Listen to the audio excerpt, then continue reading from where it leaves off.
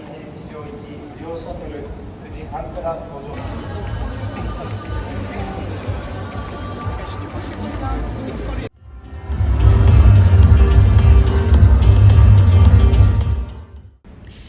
Even upload a starting image and an ending image, and Firefly will generate video that connects those two shots, making it perfect for filling gaps in what you shot or creating compelling B-roll.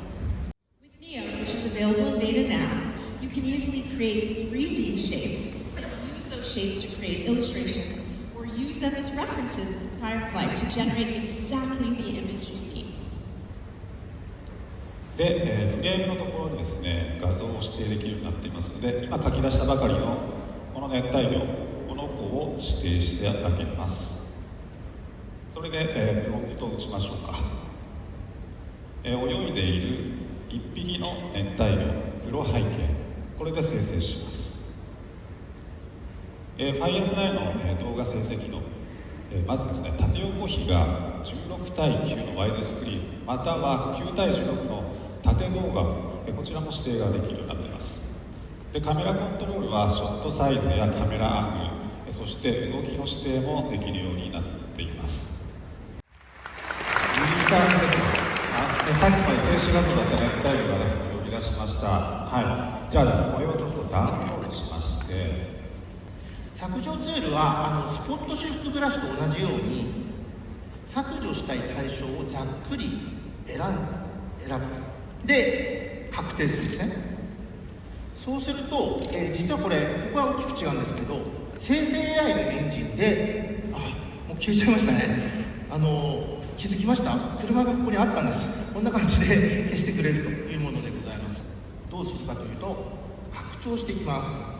空の部分に思いっきりコピースペースを作ります。そしてはい、おなじみ生成拡張です。この機能皆さんも使いましたか？生成 AI 機能が、Photoshop に入ってきた時に一番最初に搭載されたのがこの生成拡張になります。3つの提案をですね、この生成 AI が作ってくれるというものでございます。出てきました。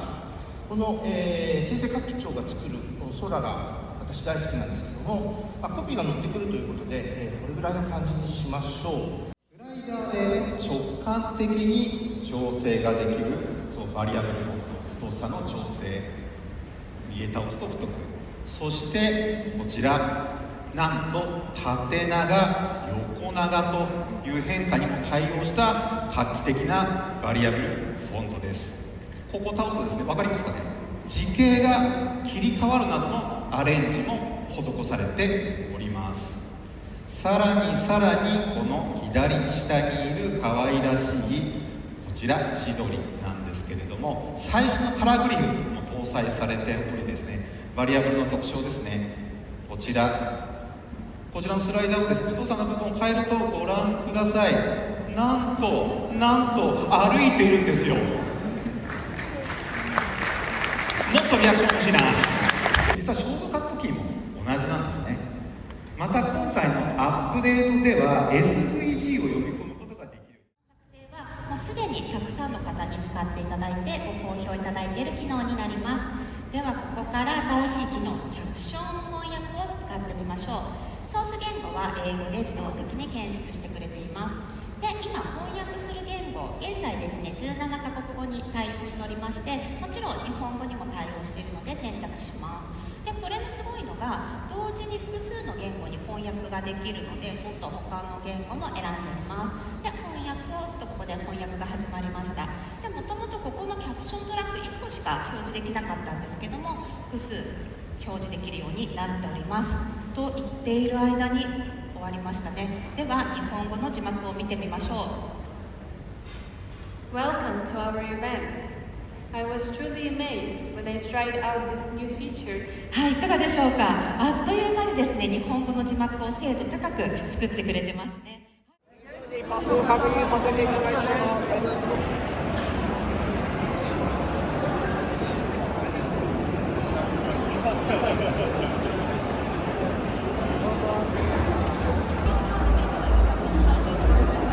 7億以上のアウトプットが。すごい量。